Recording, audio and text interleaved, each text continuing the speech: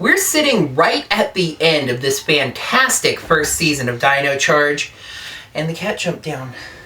Okay. See, you're gonna do the loud talking. I'm gonna leave now.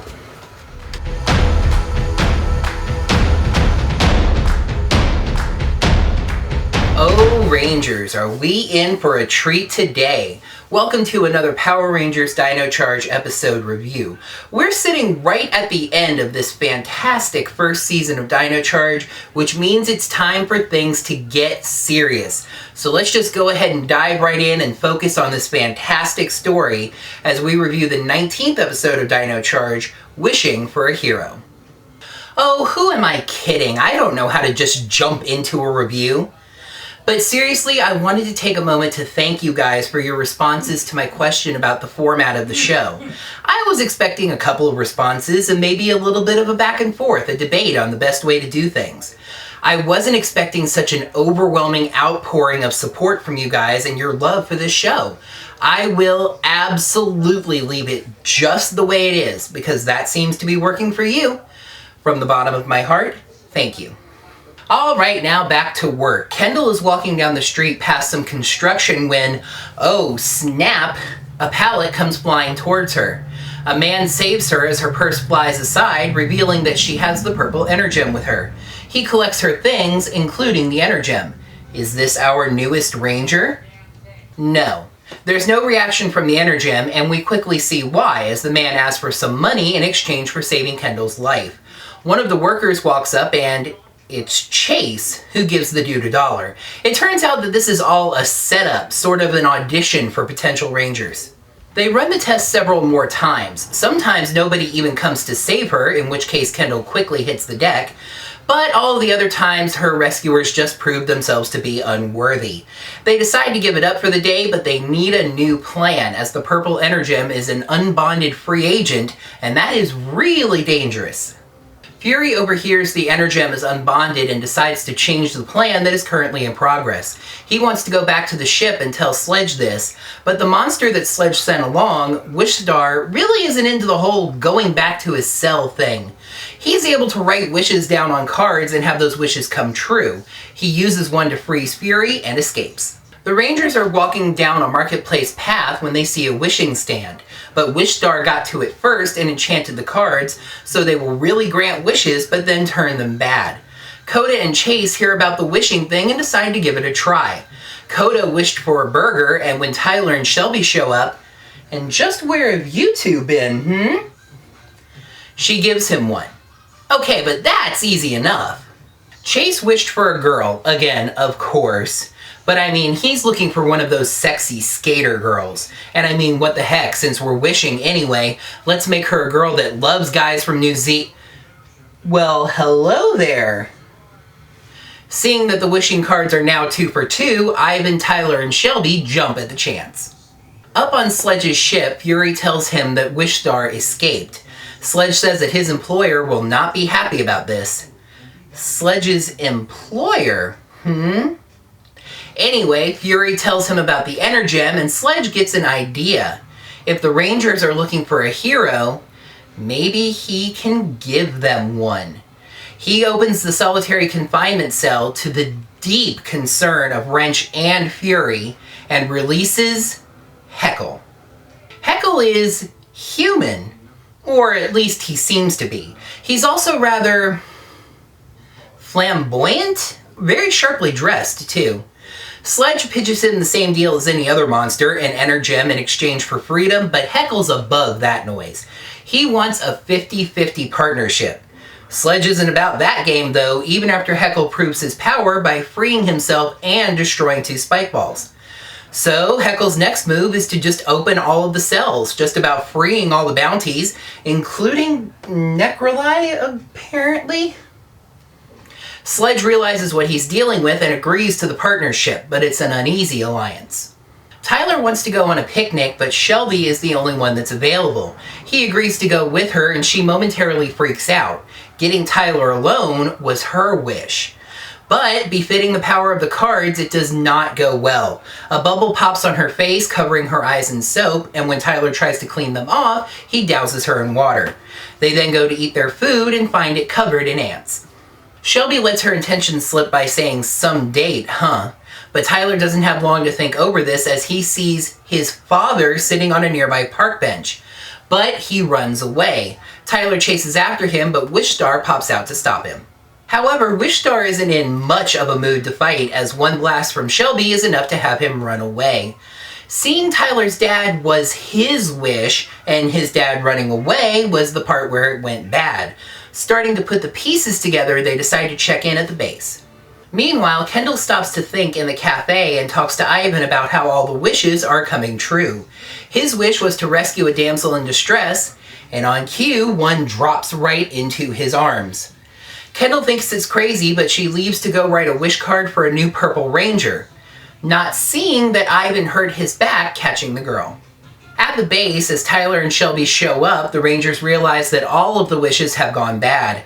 Coda's burger has given him terrible indigestion, and Chase's skater girl broke his heart and his board. The Rangers realize the wish cards are cursed and that Kendall is about to make a terrible mistake. They rush out to stop her, but they don't quite get there in time, as she does write the wish card down and then almost gets hit by a truck. She's rescued by Heckle. Thinking that he's the fulfillment of her wish, Kendall asks him to hold the purple energem. But there's no real telling if the energem would have bonded to him or not, as Wishstar interrupts, blasting them and taking it. Heckle is about to blast them back when he stops himself and runs around a corner.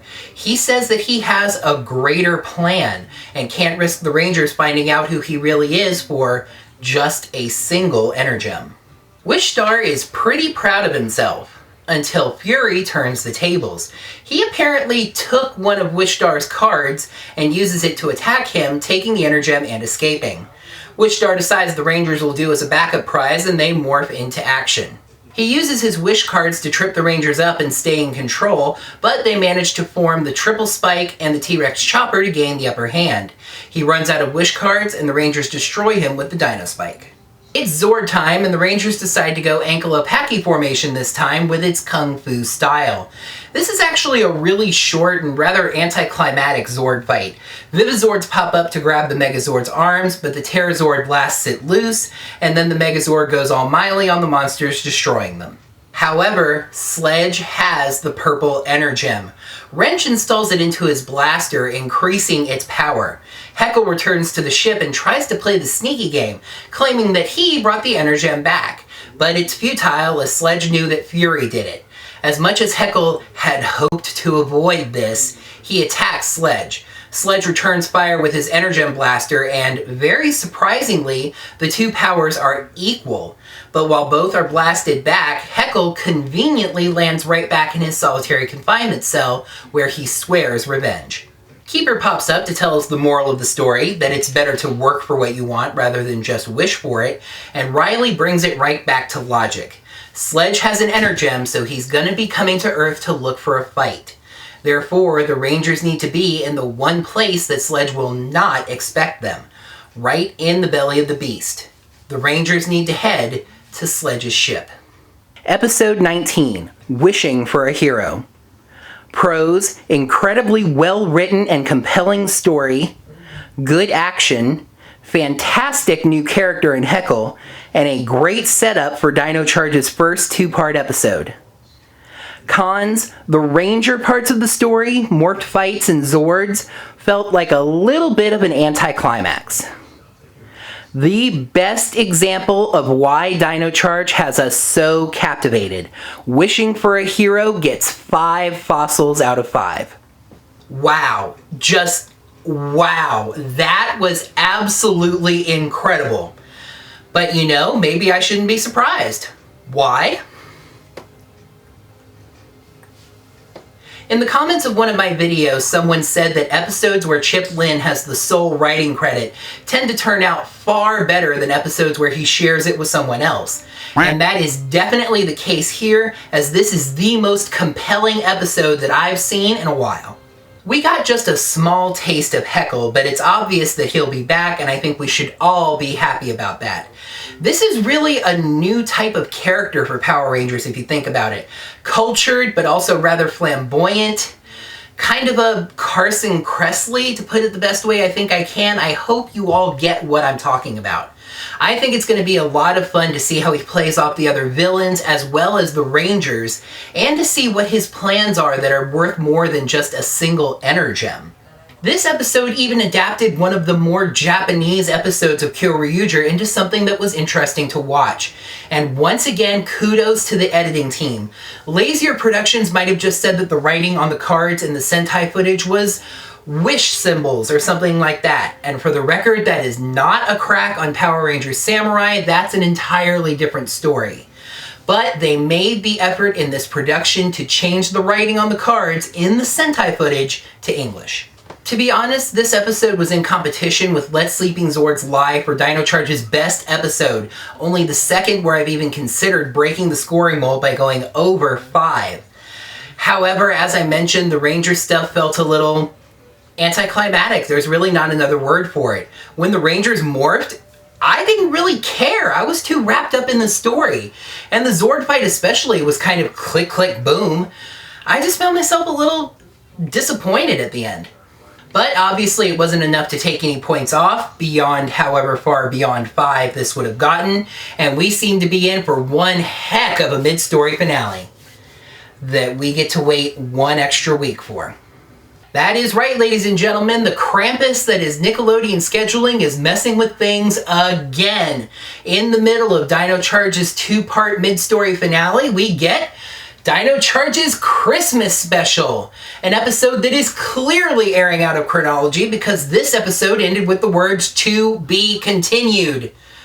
Listen, I understand that airing it after the finale wouldn't have made much sense either, seeing as I also expect that to be a cliffhanger, but why not air it this week and then let the normal 2-parter end the season? Anyway, let's see what Christmas has in store for the Dino Charge Rangers next week on the 22nd episode of Dino Charge, Race to Rescue Christmas! When Poisandra steals Santa's tablet, it's up to the Rangers to get it back before Christmas is canceled. I have a feeling that some certain schedulers are going to be getting a lump of coal in their stockings. Anyway, that's going to do it for another Power Rangers Dino Charge episode review. Thank you all so much for watching. Make sure to like, comment, and subscribe. And until next time, may the power protect you. He wants to go back to the ship. Fury overhears that the Energem is unbonded, and I don't know what he does. He heard about it here. Hello, I heard the Energem is unbonded. Well, yeah, I know, right? I'm going to put it on Facebook right now. Fury here, dagnabbit. Heckle is human, or at least seems to be, which is nice for him. It's nice to see him human. But Tyler doesn't have long to think over this as he sees his father on a nearby park bench. He chases after, but they manage to form the Triple Spike and the T-Rex Chopper to gain the upper hand. Sure they do. Vivizords pop up to grab the Megazord's arms, but the Terrazord blasts it loose, and the Rangers and the... To be honest, this episode was... Now I screw up. In the middle of Dino Charge's 2-part